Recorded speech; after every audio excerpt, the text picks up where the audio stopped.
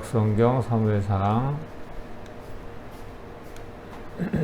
5장 1절에서 5절까지 5장 여기 1절에서 5절까지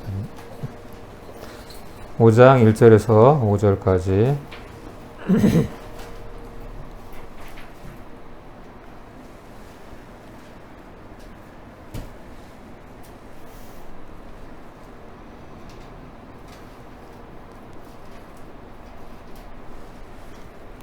415페이지에 있습니다. 구약성경 1절에서 5절까지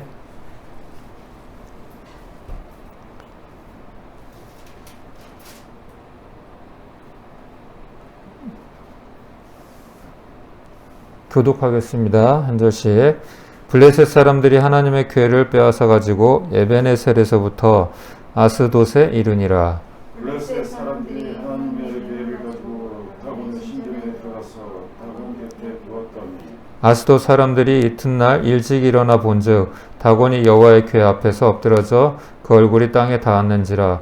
그들이 다곤을 일으켜 다시 그 자리에 세웠더니 그 이튿날 아침에 그들이 일찍 일어나 본즉 다곤이 여호와의 궤 앞에서 또다시 엎드러져 얼굴이 땅에 닿았고 그 머리와 그 손은 끊어져 문지방에 있고 다곤의 목덜미만 남았더라. 5절 같이 읽겠습니다. 그러므로 다곤의 제사장들이나 다곤의 신전에 들어가는 자는 오늘까지 아스돗에 있는 다곤의 문지방을 밟지 아니하더라.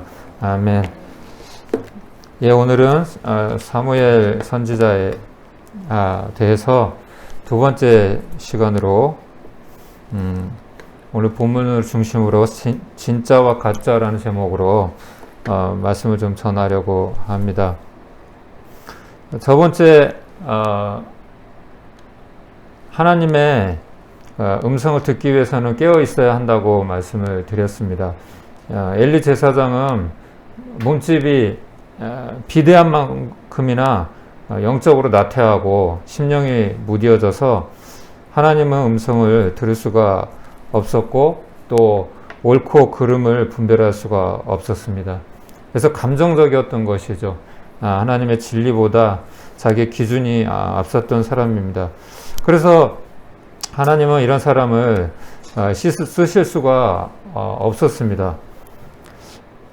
마찬가지로 옳고 그름이라는 것은 결코 우리가 기준이 되어서는 안 된다는 것이죠. 엘리 제사장의 문제는 하나님의 말씀보다 자기 생각이 더 중요했던 것이, 그리고 자기 자녀가 더 중요했다고 그렇게 하나님을 말씀하십니다.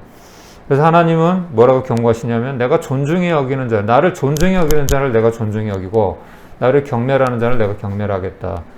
그렇게 말씀을 하셨어요.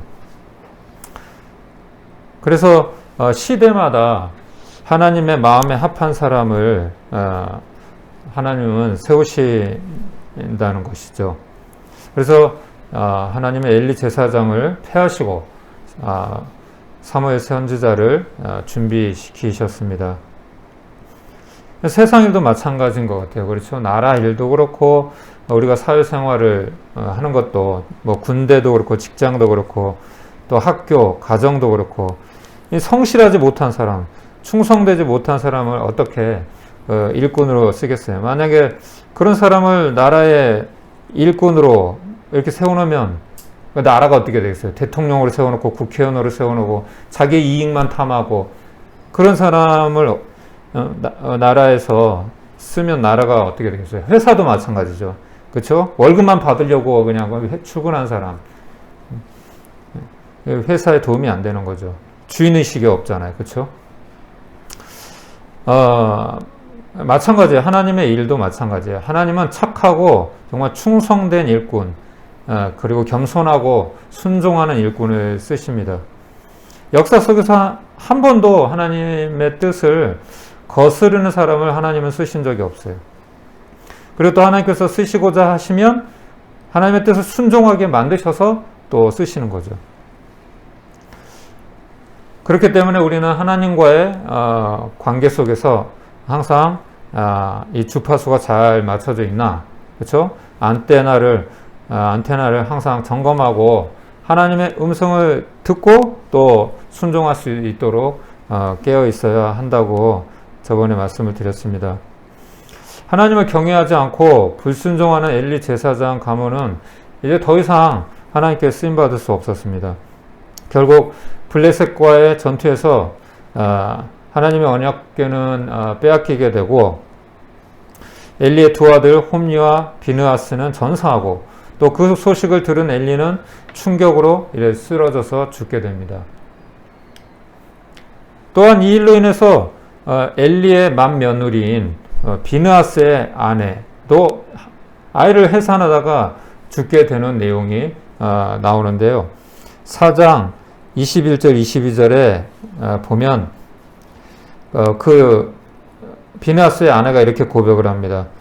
이르길 영광이 이스라엘에서 떠났다 하고 아이 이름을 이가봇이라 하였으니 하나님의 궤가 빼앗겼고 그의 시아버지와 남편이 죽었기 때문이며 또 이르기를 하나님의 궤를 빼앗겼으므로 영광이 이스라엘에게서 떠났다 하였더라. 이렇게 고백을 하고 죽습니다. 그래서 이가봇이라는 말은 가봇이라는 말은 히브리어인데 가봇은 영광, 이는 이제 부정어입니다. 없다, 사라졌다. 하나님의 영광이 끝났다. 이런 말이죠. 사라졌다. 이런 말입니다. 이 얼마나 안타까운 비극입니까? 그렇죠? 이처럼 엘리 가문은 한순간에 이제 몰락을 하게 됩니다. 이것은 결과적으로 하나님의 말씀을 불순종한 결과입니다. 이처럼 불순종은 하나님과의 관계를 단절하게 만들고 또한 모든 것을 잃어버리게 만듭니다. 우리 인류의 최초의 조상 아담과 하와도 이 불순종 때문에 죄가 이 세상에 또 들어오게 된 것이었죠. 이처럼 순종과 불순종은 완전히 상반되는 결과를 낳게 됩니다. 선택에 따라서 복을 받을 수도 있고 또 저주를 받을 수도 있는 것입니다. 그래서 우리가 신명기 11장 복과 저주에 대해서 이렇게 기록을 하고 있는데요. 한 목소리로 한번 같이 읽어보겠습니다. 시작. 내가 오늘 복과 저주를 너희 앞에 두노니 너희가 만일 내가 오늘 너희에게 명하는 너희 하나님 여호와의 명령을 들으면 복이 될 것이요 너희가 만일 내가 오늘 너희에게 명령하는 도에서 돌이켜 떠나 너희 하나님 여호와의 명령을 듣지 아니하고 본래 알지 못하던 다른 신들을 따르면 저주를 받으리라. 아멘. 하나님의 말씀은 틀림이 없어요. 1.1획도 변하지 않습니다. 이 말씀대로 이스라엘 백성들이 하나님을 잘 섬길 때는 형통하고 복을 받았지만 하나님을 떠나서 우상을 섬기고 하나님의 또 말씀을 거역하고 불순종할 때는 저주를 받게 되고 결과적으로는 이스라엘 백성은 그렇게 우상 숭배하다가 멸망하게 되죠. 오늘 이 본문을 보면은 이제 이스라엘 민족이 전투에서 이제 패하게 되고 언약궤마저 빼앗기고 이제 말았습니다. 그 이스라엘 민족에게 이 언약궤라는 것은 국가의 상징이고 국보였어요. 우리나라에도 귀한 보물들이 있잖아요. 일제시대 때 많이 소실되고 뭐 그랬지만 국보 1호가 남대문인가요? 그렇죠. 국보 1호가 남대문이죠. 그러니까 이스라엘 민족에게서는 그런 국보였어요. 이 언약궤는. 예. 바로 여기 그림에 보시는 것처럼 이 성막이 있잖아요. 성막은 오늘날로 얘기하면 이제 교회를, 성전을 얘기하는 건데 이게 성소와 지성소가 구분이 되어 있는데 바로 이 언약궤는 지성소, 아무나 들어갈 수 없는 오직 제사장만 1년에 한 번 들어갈 수 있는 그 거룩한 곳에 보관되어 있었어요. 그리고 이 언약궤 안에는 무엇이 있었냐면은 그렇죠. 율법, 10계명, 모세의 10계명과 그리고 만나, 그리고 아론의 쌍난 지팡이가 그 안에 이제 보관되어 있었습니다. 이것은 말씀을 상징해요. 이 언약궤는 하나님의 그 말씀을 상징하는 거예요. 즉 하나님의 통치. 이스라엘 기준이 어떤 기준으로 살아야 하는가? 바로 하나님의 말씀을 중심으로 살아야 한다는 것을 그렇게 상징적으로 보여주는 그런 이제 언약궤는 그런 상징성이 있는 것입니다. 그래서 하나님께서 모세를 통해서 바로 이 약속, 그리고 또 보호의 상징물처럼 주신 것이 언약궤였는데 이들에게는 그것은 목숨과도 같은 것이었어요. 블레셋 사람들은 마치 승리의 전리품과 같이 언약궤를 가져다가 자기 신전 안에 이게 두게 됩니다. 그들 수호신 옆에다가 두는 거예요. 마치 장식품처럼, 트로피처럼. 자신의 신이 이스라엘의 신을 이겼다는 의식의 의미였죠. 그런데 다음날 신전에 들어와 보니까 자신들의 신, 다곤 신이라고 하거든요. 이 다곤은 위에는 사람이고 밑에는 물고기 형상이에요. 예. 그래서 농경신인데 풍요와 다산 이런 것을 상징을 해요. 번영을 상징하는 거죠. 그런데 이 신이 엎어져 있었던 것이에요. 예. 인어가 사실 여기서 유래가 되는 거거든요. 인어라는 것이. 그래서 인어가 미신이죠, 미신. 일종의 하나의 신이에요, 신. 우리는 뭐 어려서부터 만화로 이렇게 보고 그렇게 했지만 바로 이 다곤이 인어예요, 인어. 예. 지금 스타벅스 예, 맞아요. 거기에도 있죠, 그렇죠. 마치 하나님의 그 언약궤 앞에서 이 쓰러져 있는 모습이 하나님의 언약궤 앞에 절하고 있는 그런 모습인 거예요. 예. 그리고 이제 다시 세워놓았습니다. 왜 우연일 거라고 생각하고 다시 세워놨죠. 그런데 다음 날에도 또 들어가 보니까 또 엎어져 있는 거예요. 이번에 엎어져 있을 뿐만 아니라 사지가 팔과 다리가 분리가 되어 있는 거예요. 예. 목과 사지가 분리가 되어 있는 거예요. 하지만 이것은 재앙의 시작일 뿐이었어요. 갑자기 그 지역에 심한 전염병이 이제 돌기가 시작하더니 도시가 거의 마비가 된 거예요. 예. 그들은 하나님의 그래서 언약궤를 다른 곳으로 옮겨버립니다.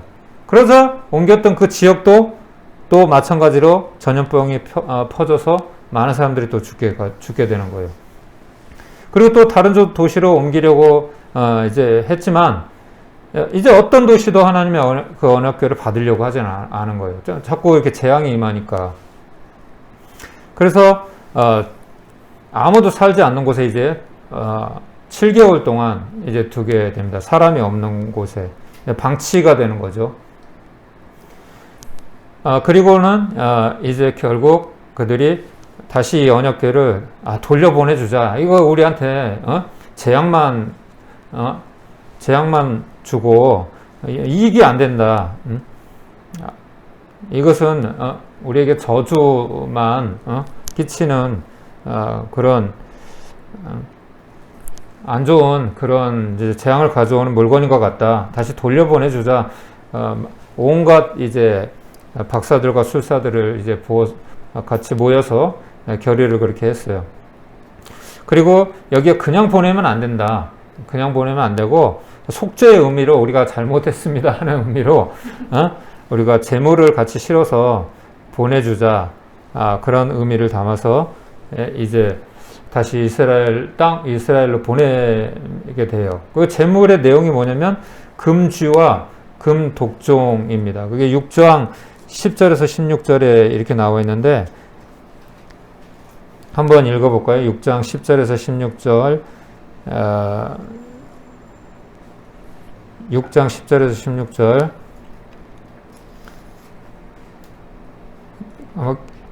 교독하겠습니다.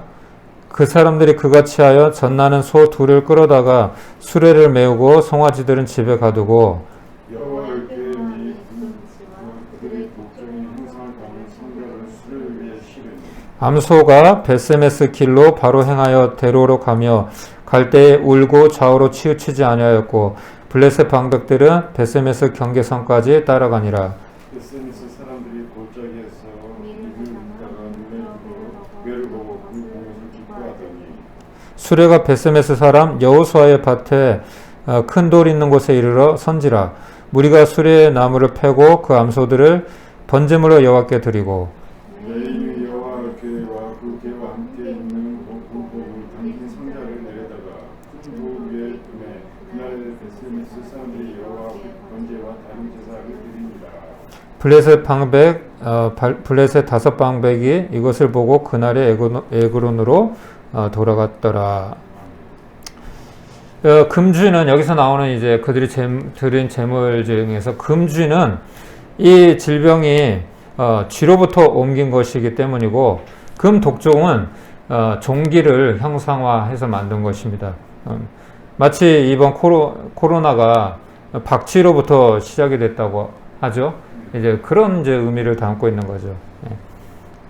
그래서 하나님의 진노를 물리쳐 달라는, 재앙을 물리쳐 달라는 이제 그런 의미로 그 제물을 보낸 것입니다. 세상 사람들은 이처럼 미신을 통해서 복과 저주가 임한다고 생각을 해요. 그래서 구슬하기도 하고 그렇죠. 부적을 가지기도 합니다. 제가 살았던 대만에도 이런 잡신, 미신 이런 풍속이 너무 많은데, 그래서 그 귀신을 쫓아내기 위해서 가짜 돈을, 종이돈이 있거든요. 종이돈을 이렇게 태워서 갈 때 노잣돈 해라. 그러니까 빨리 가라 이런 뜻이죠. 그렇게 이제 하는 것도 있고, 또 폭죽을 막 터뜨려서, 그런 거 많이 들어보셨을 거예요. 폭죽을 터뜨려서 놀라게 해가지고 귀신이 오지 못하게 하는, 귀신을 쫓아내는 그런 이제 행사들을 많이 해요. 아직 지금도 많이 해요. 지금도. 이처럼 세상 사람들이 숭배하는 신이나 또 우상은 보이지 않는 영이신 하나님을 보이는 형상으로 만들어서 섬기는 것이죠. 하지만 그것은 참신이 될 수 없다고 성경은 말씀합니다. 우리 시편 115편 4절에서 8절 같이 읽어볼까요? 시작. 우상들은 은과 금이요 사람이 손으로 만든 것이라. 입이 있어도 말하지 못하며, 눈이 있어도 보지 못하며, 귀가 있어도 듣지 못하며, 코가 있어도 냄새 맡지 못하며, 손이 있어도 만지지 못하며, 발이 있어도 걷지 못하며, 목구멍이 있어도 작은 소리조차 내지 못하느니라. 우상들을 만드는 자들과 그것을 의지하는 자들이 다와 그와 같으리로다. 아멘. 오직 우리 하나님만 참신이시고 살아계신 하나님이세요. 아멘. 네. 기생 라합이 여리고 전투에서 기생 라합이 그렇게 고백했잖아요. 하늘과 위로 하늘 그리고 아래로 땅, 이 상천하지에 여호와 같은 분은 없다. 그렇게 고백을 했잖아요. 블레셋 사람들은 모든 재앙이 이 언약궤 때문이라고 생각하고 이제 다시 돌려보낸 것이죠. 그런데 재밌는 것이 하나 특이한 그런 내용이 나오는데, 이 언약궤를 돌려보내는 그 방식이 일반적인 상식이 아닌 거예요. 상식적이지 않았던 거예요. 보통 우리가 사고의 뜻으로 다른 나라에게 우리가 뭘 보낼 때는 누굴 통해서 보내요? 당연히 사람을 통해서 보내지 않아요. 그죠? 사신을 통해서나 그렇게 해서 보내잖아요. 그렇죠? 그런데 여기 보면은 소 2마리를 소 2마리가 수레를 끌고 그냥 가게 하는 거예요, 여러분. 이건 말이 안 되는 그런 행동이에요. 6장 7절에 볼까요? 7절에 보면 같이 읽어볼까요? 시작. 그러므로 새 수레를 하나 만들고 멍에를 메어보지 아니한 젖나는 소 2마리를 끌어다가 소의 수레를 메우고 그 송아지들은 떼어 집으로 돌려보내고 여호와의 궤를 가져다가 수레에 싣고 속건제로 드릴 금으로 만든 물건들은 상자에 담아 궤 곁에 두고 그것을 보내어 가게 하고. 이 소들은 이게 훈련된 소가 아니었어요. 여러분, 보통 우리가 동물들을 뭘 시킬 때는 개나 뭐 말이나 훈련을 시키잖아요. 근데 이 소들은 그냥 일반적인 그런 소였고, 또 한 번도 또 수레를 끌어본 적 없는, 농사를 또 지어본 적이 없는 그런 소였어요. 그리고 이제 이 지도에 보면 아시겠지만은, 이 지도를 한번 보세요. 이게 이스라엘 땅의 일부인데, 그 블레셋이라는 나라가 지금도 있잖아요. 팔레스타인. 예, 가자 지구라고 하죠. 가자 지구. 그 해변, 예, 계속 분쟁하고 있는 그 해변 쪽에 조그만한 그 지역이에요. 나라와 지금도 계속 분쟁을 하는데 그때부터 이 원수주간이었던 거예요. 그래서 이 블레셋에서 이제 베세메스라고 지역이 이렇게 나오는데 이 거리가 20km예요. 약 20km. 20km 거리면 여기서 약 성남까지의 거리거든요. 여러분, 소를 그 정도 거리를 이렇게 풀어놓는다고 너 여기서 성남까지 가 그러면 갈까요? 안 가죠. 그건 상식적으로 훈련된 소도 아니고 일반적인 소. 그리고 여기 보니까 방금 젖을 뗀 암소라고 해요. 새끼들을 억지로 떼어놓은 거예요 지금.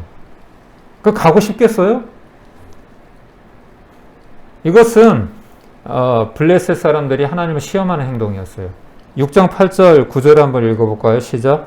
여호와의 궤를 가져다가 수레에 싣고 속건제로 드릴 금으로 만든 물건들은 상자에 담아 궤 곁에 두고 그것을 보내어 가게 하고 보고 있다가 만일 궤가 그 본 지역 길로 올라가서 베세메스로 가면 이 큰 재앙은 우리에게 내린 것이요 그렇지 아니하면 우리를 친 것이 그의 손이 아니요 우연히 당한 것인 줄 알리라 하니라. 그러니까 하나님을 이게 시험하는 건데 결과적으로는 무사히 베세메스까지 갑니다. 이 12절 한번 읽어볼까요? 시작. 암소가 베세메스 길로 바로 행하여 대로로 가며 갈 때에 울고 좌우로 치우치지 아니하였고 블레셋 방백들은 베세메스 경계선까지 따라가니라. 아멘. 어디서 출발해서 거기까지 간 거예요? 어디서? 에그론에서. 예. 에그론이 어디서? 예. 아스글론? 아스글론이 에그론이에요. 예, 예. 그러니까 20km 정도 되는 거리라고 하는데 자꾸 말씀을 하시니까 잊어버리네. 그래서 이 거리뿐만 아니라 이 새끼들과 이게 떨어져 있으니까 울면서 갔다고 하잖아요. 이 슬픈 거예요. 지금 새끼들하고 생리별을 한 거란 말이에요. 근데도 이들이 뒤를 돌아보거나 멈추거나 길을 벗어나지 않았어요. 이건 분명히 누가 하신 일이에요? 하나님 하신 일이죠. 아멘. 예. 그 광경을 보고 블레셋인들은 이것이 결코 우연이 아님을 깨달았겠죠. 예. 그리고 나서 한동안은 이스라엘을 침범하지 못합니다. 아, 이스라엘의 하나님이 진짜구나. 예, 두려움을 갖게 되는 것이죠. 이 사건을 통해서 우리는 간단하게 몇 가지 이제 교훈을 좀 얻을 수 있는데, 첫 번째는 우리 하나님은 사람이나 환경의 제약을 받는 분이 아니라는 거예요. 이스라엘 민족은 전쟁에서도 졌죠. 그리고 법궤도 빼앗겼죠. 그리고 자기의 지도자인 사사 엘리 제사장도 잃어버렸어요. 그렇죠. 그 가문이 풍지박산이 났어요. 그리고 반대로 블레셋 사람들은 승리에 지금 도취되어 있었어요. 네. 그래서 우리가 이겼다 막 생각하고 자기 신 옆에 하나님의 법궤를 갖다가 놓은 거죠. 전리품처럼. 그렇지만 하나님은 다른 계획을 갖고 계셨어요. 이것이 사람들이 생각할 때는, 이스라엘 민족 편에서 봤을 때는 우리는 이제 끝이야. 블레셋 편에서 봤을 때는 우리가 이제 이겼어. 이렇게 생각을 하겠지만 그렇지 않은 거예요. 그래서 나의 끝, 예수의 시작이라는 말 들어보셨어요? 그런 책도 있거든요. 그런 말이 있어요. 내가 끝났다고 해서 하나님이 끝나는 건 아니에요. 내가 안 된다고 해서 하나님이 안 되는 건 아니거든요. 그래서 내가 죽을 때, 내가 포기할 때 하나님의 역사가 시작된다는 그런 의미입니다. 마치 아브라함은 100세에 얻은 귀한 독자 이삭을 하나님 앞에 순종하여 바칠 때 하나님의 테스트를 통과할 수 있었죠. 그리고 모세는 40대에 그 혈기 왕성할 때 하나님께 쓰임받았던 것이 아니라 80세, 아무 힘이 없고 아무것도 할 수 없는 나이가 돼서야 하나님께 쓰임을 받았어요. 이처럼 하나님은 우리의 능력이나 나이, 그 어떤 것에, 환경, 이런 것에 제한을 받지 않으시는 분이에요. 하나님은 지금도 우리의 생각과 상황을 초월해서 일하고 계십니다. 아멘. 오늘 비가 왔기 때문에 사람이 안 온 게 아니에요. 하나님은 지금도 일하고 계세요. 우리는 어느 순간이라도 실망하지 말아야 되고, 내 생각으로 당연히 이렇게 돼야 되는데 이래서 안 되나 봐. 그거는 인간의 생각의 한계라는 것이죠. 그래서 하나님은 이렇게 말씀하십니다. 이 그림을 안 보여줬네요. 이 멋진 그림을. 그렇죠? 사람이 소를 끌고 간 것도 아니에요. 그렇죠? 이게 불가능한 일이란 말이에요. 소끼리 그냥 20km를 멈추지도 않고 좌우도 길도 벗어나지 않고 쭉 그냥 목적지까지 가는 하나님이 하신 거죠. 예. 이사야서 우리 55장 8절 9절 읽어보겠습니다. 시작. 이는 내 생각이 너의 생각과 다르며 내 길은 너희의 길과 다름이니라. 여호와의 말씀이니라. 이는 하늘이 땅보다 높음 같이 내 길은 너의 길보다 높으며 내 생각은 너희의 생각보다 높음이니라. 아멘. 그래서 우리는 어떤 상황에서라도 낙심하지 말아야 돼요. 또 어떤 상황에서도 우리는 우쭐대거나 교만하면 안 돼요. 철저하게 하나님을 믿고 신뢰하고 따라갈 수 있어야 됩니다. 여러분 흥남부도 사건 아시죠? 여러분 6월달이잖아요. 6월달은 호국 보훈의 달이라고 하는데 그렇죠? 6.25가 있기 때문입니다. 그렇죠? 그래서 이 사진을 준비를 해봤는데 6.25가 터졌잖아요. 6.25가 터졌는데 이제 1950년 그렇죠? 6월 25일 날 새벽 4시에 이제 김정일이 기습으로 남침을 이제 하는데 갑자기 준비도 안 돼 있는 상황에서 그렇게 쳐들어오니까 낙동강 전선, 부산까지 대구 부산 지역까지 밀렸어요. 그래서 이제 끝났다 생각했을 때 하나님이 우리 기도를 들으시고 기적적으로 다시 연합군을 형성하고 인천 상륙작전을 성공해서 다시 이제 북진하게 됩니다. 그래서 우리가 또 이겼다 이렇게 생각했는데 중공군이 거기서 갑자기 개입을 해가지고 갑자기 이제 피난을 해야 되는 그런 상황이었던 거예요. 이것이 1950년 12월 15일에서 24일까지 일어났던 일이에요. 그래서 이제 피난민이 넘쳐나는데 갈 길이 없는 거죠. 이걸 배는 저거 한 대인데 저건 군함이에요. 사람을 실을 수가 없고 거기에는 무기도 잔뜩 있고 근데 이제 현봉학이라는 그때 당시에는 소장이었어요. 그 통역관이었어요. 그래서 그 통역관이 그 함장인 아몬드 함장과 이제 계속 설득을 해가지고 몇 번의 설득을 국제시장에도 이 장면이 나와요. 그 몇 번의 설득을 해가지고 결국은 이제 그 메가더 장군도 허락을 해주고 설득해주고 그렇게 통해서 결국은 이제 설득을 하고 약 10만 명, 9만 8천 명이라고 하는데 그래서 한국의 신들러라고 해요. 뉴테인을 구했던 신들러처럼. 그래서 이 배에 이제 약 10만 명의 사람들을 무거운 이제 무기 이런 건 다 버리고 사람을 이제 실어서 이제 거제도까지 갔다고 하더라고요.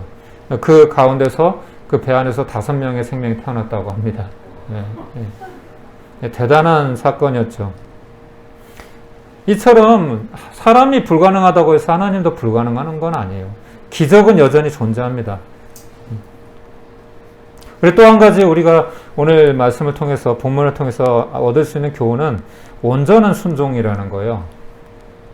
블레셋인들은 하나님을 시험하기 위해서 방금 젖된 암소 2마리를 수레를 끌도록 했어요.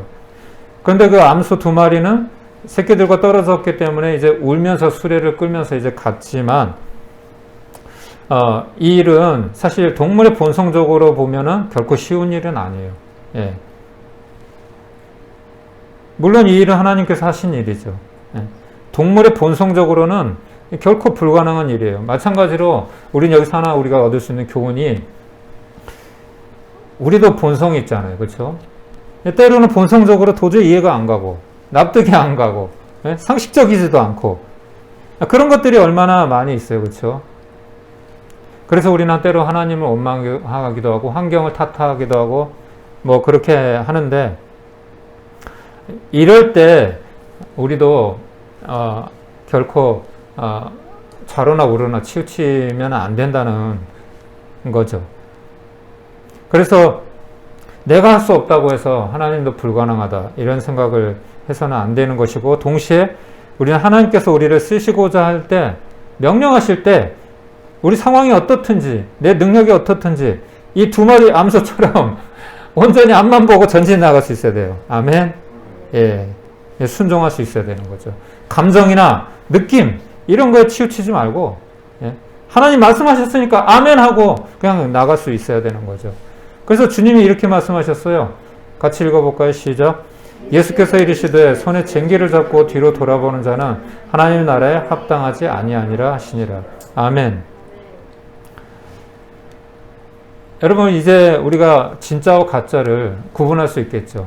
예, 여러분, 다곤신이 진짜여서 가짜였어요. 가짜였잖아요. 왜? 그들을 지켜주지 못했잖아요. 진짜 신임은 왜 못 지켜줘요? 가짜니까.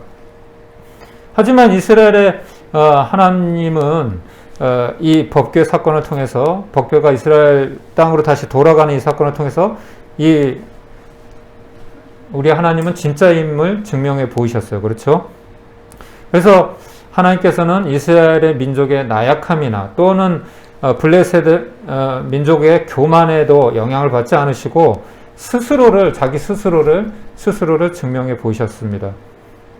왜냐하면 하나님은 인간이 아니고 또 인간이 만든 우상이 아니기 때문이에요. 아멘이시죠? 예. 하나님은 스스로 존재하시고 또 사람과 모든 만물의 창조주이시기 때문입니다. 그래서 하나님은 자신의 영광을 그 누구에게도 결코 양보하지 않아요. 절대 빼앗기지 않습니다. 같이 한번 읽어볼까요? 시작. 나는 여호와니 이는 내 이름이라. 나는 내 영광을 다른 자에게 내 찬송을 우상에게 주지 아니하리라. 여러분, 진짜와 가짜를 구분하는, 오늘 제목이 진짜와 가짜잖아요. 예? 명준 형제 저번처럼 제목 실수하지 마시고 진짜와 가짜를 구분하는 아주 쉬운 방법이 하나 있어요. 뭘까요? 가짜 옆에 진짜를 갖다 놓으면 돼요. 예. 예. 아무리 저 강아지가 하나는 인형이고 하나는 진짜 개인데 아무리 비슷해 보여도 어때? 인형은 움직이나요? 큰 개가 진짜죠. 예, 큰 개가 진짜죠. 인형은 생명이 없어서 움직이지 않아요. 그렇죠? 금방 구분이 되죠. 그렇죠? 어떤 것도 그렇더라고요. 진짜는 진짜인 이유가 있어요. 가치가 달라요. 값어치가. 뭐 운동화를 한 켤레 사고 뭐 가방도 그렇고 가짜는 금방 떨어져요. 오래 못 가요. 진짜는 오래 가더라고요. 진짜로 오래 가요. 예. 그러니까 진짜는 딱 드러나게 돼 있어요. 그 능력으로 드러나게 돼 있는 거죠. 예. 비슷해 보여도 진짜와 가짜는 결과를 보면 알 수 있다는 거죠. 그래서 블레셋 민족이 믿었던 그 다곤신도 가짜였지만은 누구의 믿음도 가짜였어요?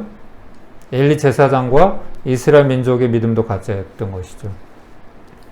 진짜는 누구도 의심할 수 없는 분명한 증거와 능력이 나타나야 돼요. 예. 어떤 이제 전도사님이 열심히 이렇게 전도를 하고 있는데 너무 전도가 안 되는 거예요. 길거리에서 이게 전도를 하고 있는데 너무 사람들도 이게 전도도 안 되고 반응도 없고 너무 힘든 차에 낙심 가운데 앉아서 이렇게 쉬고 있는데 그 옆에서 약장수가, 옛날엔 약장수 많았잖아요. 그 리어커에서 약을 팔잖아요. 근데 약장수 약을 파는데 사람들이 진짜 약을 많이 사가는 거예요. 장사가 너무 잘 되는 거예요. 그래서 그 전도사님이 물어봤어요. 아, 이거 정말 좋은 약인가 봐요. 얼마입니까? 이거 물어봤어요. 에이, 이거 가짜예요. 가짜인데 어떻게 이렇게 많이 사람들이 사가요? 어떻게, 비결이 뭡니까?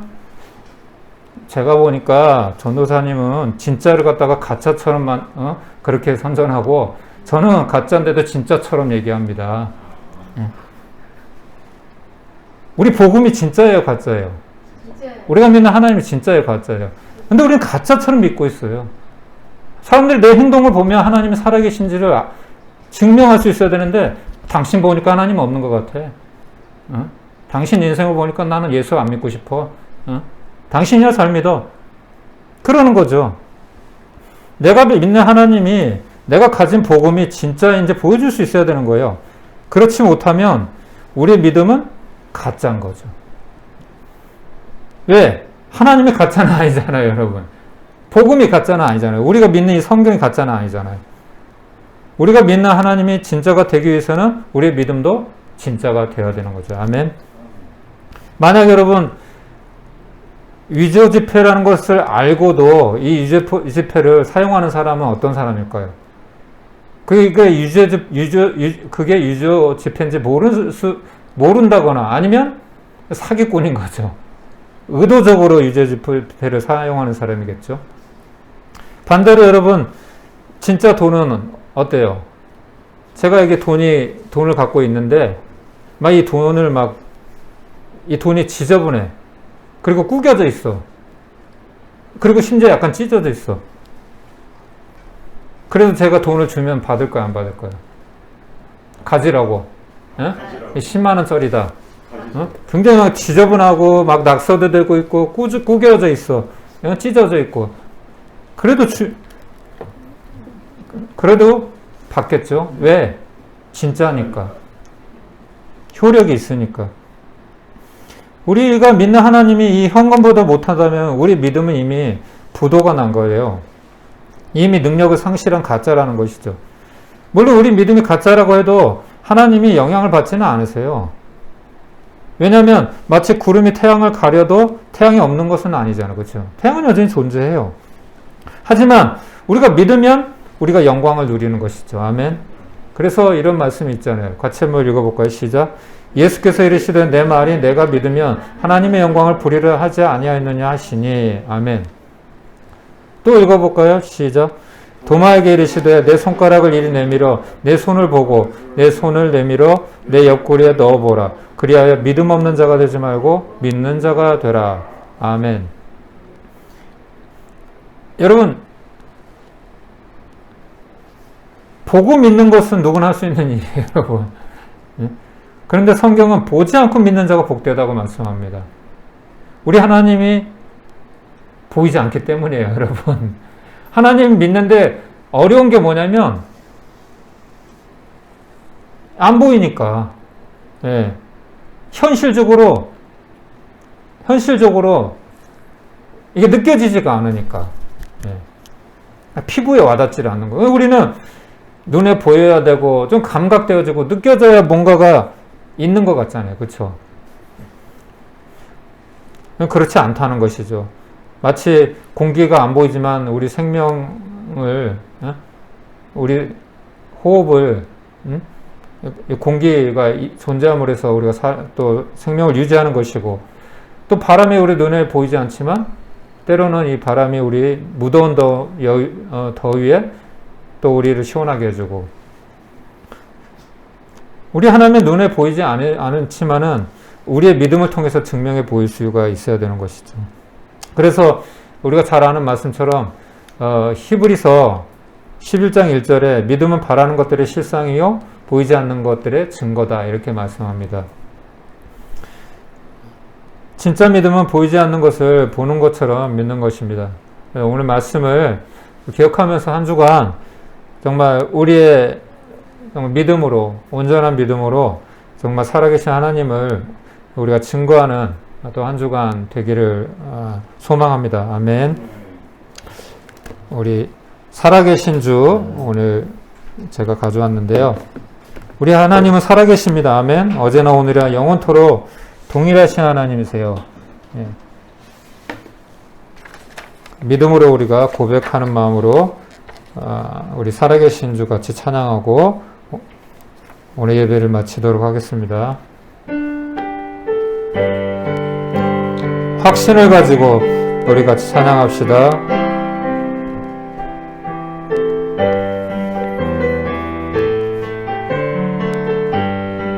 주 하나님, 주 하나님,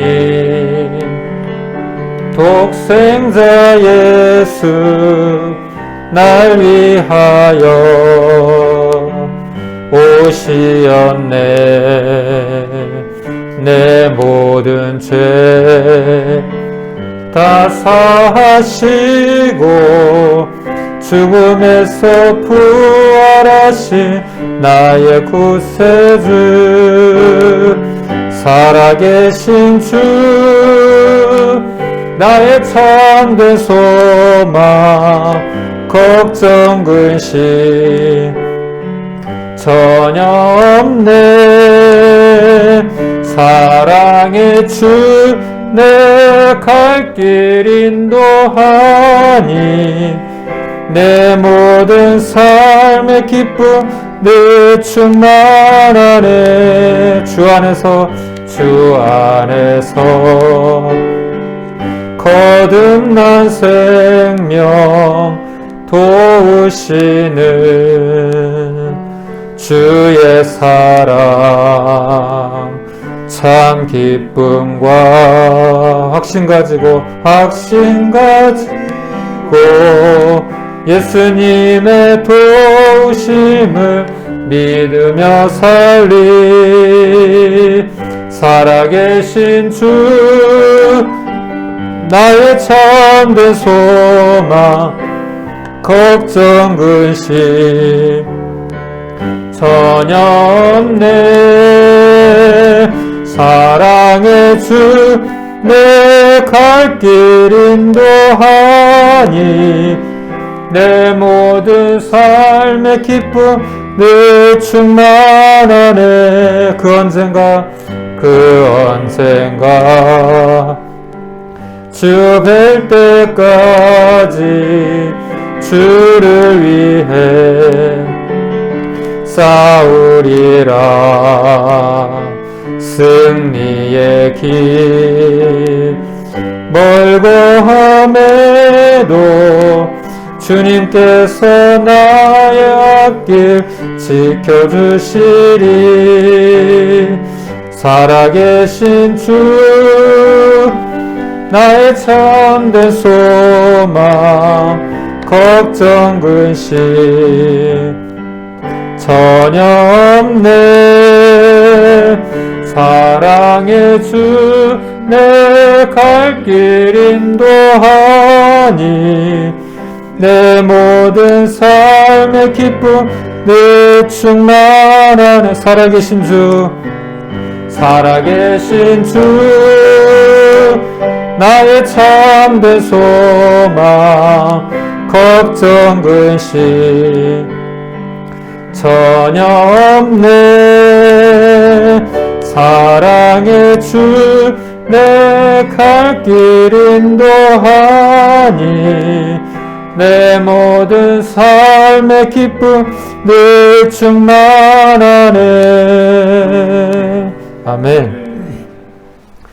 기도하고 마치겠습니다. 하나님 그렇습니다. 주님은 어제나 오늘이야 영원토록 동일하시는 분이십니다.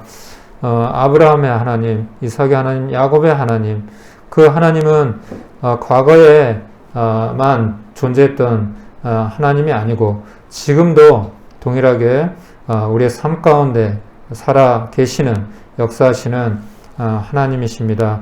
죽은 자의 하나님이 아니라 산 자의 하나님이십니다.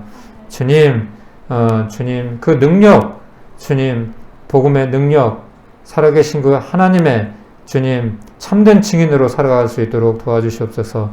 가짜 신앙, 가짜 믿음이 아니라 하나님이 살아계시고 이 성경이 진짜고 복음이 진짜라면 우리가 진짜 하나님 믿음을 가지고 세상에 증거하며 하나님 담대하게 하나님 살아갈 수 있도록 도와주시옵소서.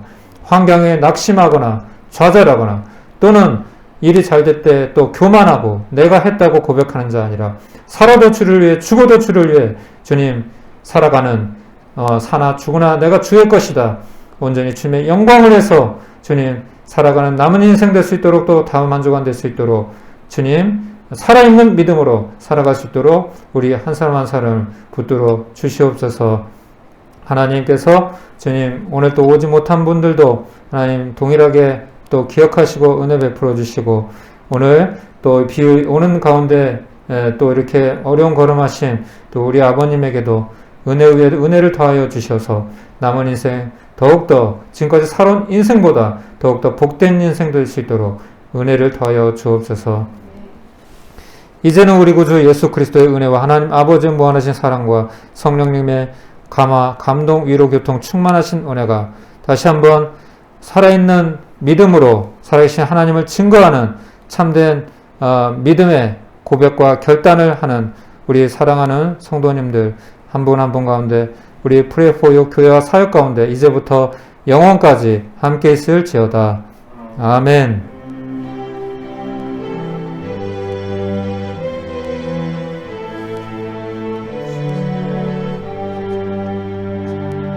아멘.